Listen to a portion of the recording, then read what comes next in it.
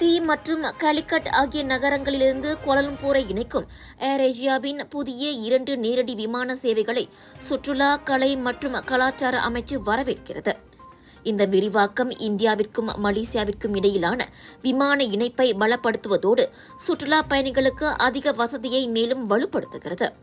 மேலும் இரு நாடுகளுக்கிடையே நெருக்கமான உறவுகளையும் வளர்க்கிறது என சுற்றுலா, கலை மற்றும் கலாச்சார அமைச்சு இன்று வெளியிட்ட அறிக்கையில் தெரிவித்திருக்கிறது.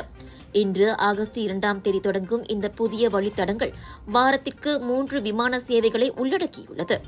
வாரந்தோறும் விசா அல்லது விமான பயணங்களை பரிமாற்றமின்றி மலேசியாவுக்கு வருகை புரிந்து குவஹாத்தி மற்றும் கலிக்கட்டைச் சேர்ந்த சுற்றுப்பயணிகள் பெட்ரோனாஸ் இரட்டை கோபுரங்கள் முதல் லங்காவி மற்றும் பினாங்கு ஆகிய இடங்களை சுற்றி பார்க்கும் வாய்ப்பை அனுபவிக்க முடியும்.